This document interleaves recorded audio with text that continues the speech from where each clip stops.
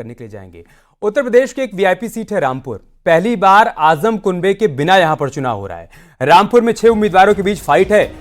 कुल मिलाकर 16 लाख वोटर यहां पर किस्मत का फैसला करेंगे। बीजेपी के घनश्याम लोधी और समाजवादी पार्टी से मौलाना नदवी के बीच यहां पर मुकाबला देखने को मिल रहा है। रामपुर में दशकों बाद पहली बार ऐसा हो रहा है कि जब चुनाव से आजमगढ़ की पूरी तरीके से दूरी है, यूं कहें कि आजमगढ़ गायब है। अखिलेश ने मौलाना नदवी को चुनावी मैदान में उतारा, जबकि उपचुनाव से यह सीट बीजेपी के कब्जे में चली गई है।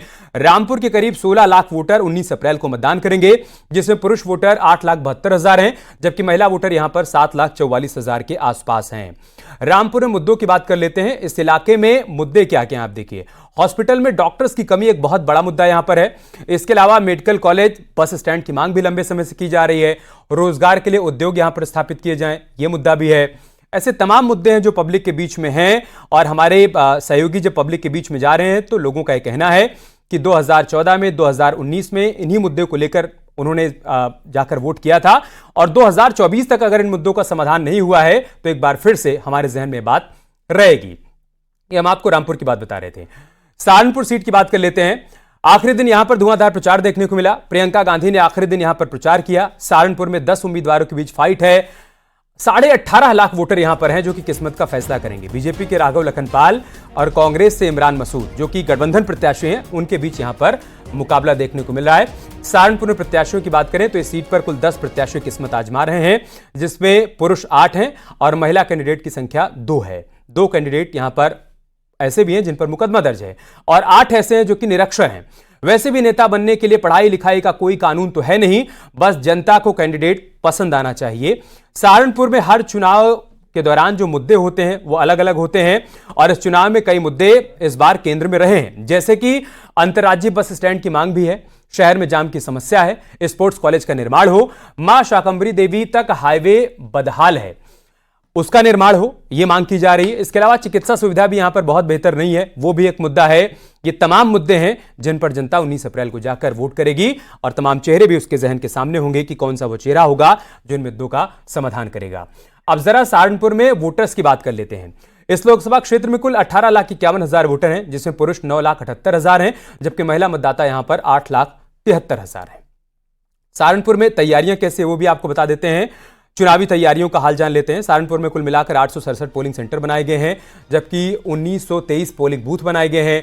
जोनल मजिस्ट्रेट की बात करें तो 15 हैं, जबकि 145 सेक्टर मजिस्ट्रेट की तैनाती भी यहां पर की गई है, ताकि चुनाव में किसी प्रकार की कोई बाधा और खलल ना पड़ने पाए। लेकिन मुख्य मुकाबला यहां पर राघव लखनपाल और इमरान मसूद के बीच में देखने को मिल रहा है। राघव लखनपाल ने 2014 में यहां पर कमल खिलाया था, 2019 में वो हार गए थे, और इस बार उनके सामने इमरान मसूद हैं जो कि गठबंधन के प्रत्याशी हैं। कहा जा रहा है कि मुख्य मुकाबला इन्हीं के बीच में देखने को मिल रहा है। मुजफ्फरनगर चल लेते हैं, वहां से हमारे सहयोगी उमेश हमारे साथ जुड़े हुए हैं।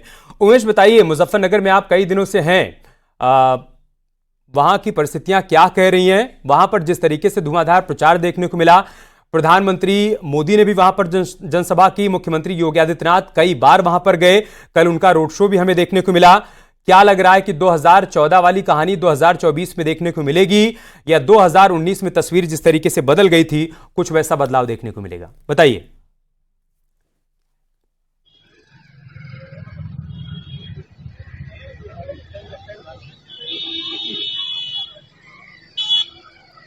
उमेश, आपको आवाज मिल पा रही है? हेलो जी, अब आवाज मिल रही है? जी विनेश, बताइए। हाँ, देखिए, मुजफ्फरनगर की अगर बात करें तो आज प्रचार का आखिरी दिन है और सभी राजनीतिक पार्टियों ने अपनी सभी ताकतें झोंक दी है। अभी मैं मुजफ्फरनगर की एक चरथावल विधानसभा क्षेत्र में पहुंचा था, जहां पर जो लगातार विरोध के स्वर दिखने को मिल रहे हैं ठाकुर समाज की तरफ से। वहां पर भारतीय जनता पार्टी के कद्दावर नेता सुरेश राणा को भेजा गया था। एक बड़ी पंचायत की गई है ठाकुर समाज की, उस बीच में उनको मनाने का प्रयास किया गया। मुजफ्फरनगर का जो चुनावी समीकरण है इस बार बड़ा अजीब सा समीकरण बन चुका है। मुद्दे हवाई हैं। एक तरफ जहां बदलाव की मांग कर रहे हैं, वहीं दूसरी तरफ की स्थिति है जातिगत रूप से विवाद की स्थिति पैदा है। मुजफ्फरनगर में जो इस वक्त कैंडिडेट है, 3 मुख्य रूप से कैंडिडेट हैं, जिसमें भारतीय जनता पार्टी की तरफ से संजीव बालियान मैदान में है, समाजवादी पार्टी की तरफ से हरेंद्र मलिक हैं, और बसपा की तरफ से दारा सिंह प्रजापति मैदान में है। अगर तीनों के बीच में मुजफ्फरनगर का चुनाव की बात करें तो कुछ इस अनुसार चुनाव दिखाई दे रहा है कि भारतीय जनता पार्टी को जहां एक तरफ दारा सिंह प्रजापति नुकसान पहुंचा सकते हैं, क्योंकि भारतीय जनता पार्टी का ही बेस वोट है प्रजापति, जो कि प्रजापति समाज से बसपा का कैंडिडेट है, उसका भी भाजपा को नुकसान हो सकता है। वहीं दूसरी तरफ भारी संख्या में दलित वोटर भी है, अगर वो भी पूरा दारा सिंह प्रजापति यानी बसपा कैंडिडेट को जाता है तो। ठीक है, बहुत शुक्रिया विनेश पूरा समीकरण हमें समझाने के लिए। मुजफ्फरनगर सीट पर बीजेपी नेता सुरेश राणा ने जीत का दावा किया। उन्होंने क्षत्रिय समाज की नाराजगी की खबरों को सिरे से नकार दिया। उनसे बात की हमारे सहयोगी विनेश पवार ने, जिनसे भी आप सुन रहे थे कि वहां का समीकरण किस तरीके से इस बार देखने और सुनने को मिल रहा है।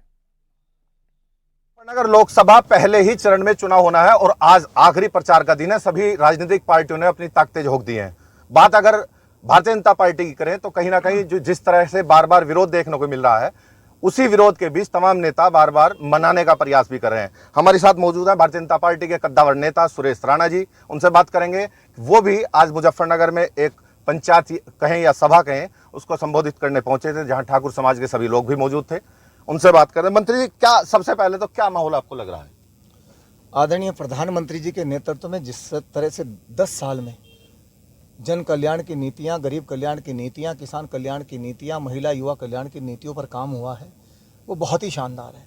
और उसी का परिणाम है कि आज पूरे देश में फिर एक बार मोदी सरकार का जो जुनून है, वो उसके पीछे निश्चित रूप से प्रधानमंत्री जी के काम का विजन है।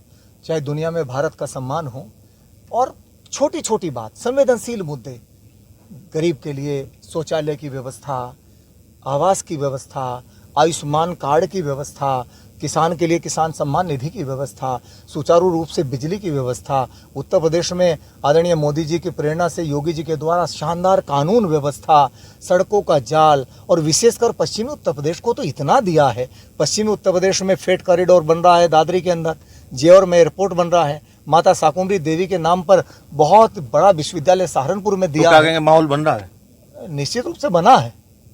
विरोध हो रहा है बार बार। देखिए, परिवार में अपनी बात कहने का अधिकार है और लंबे समय तक सब लोगों ने भारतीय जनता पार्टी के साथ लंबे समय से सब लोग जुड़े।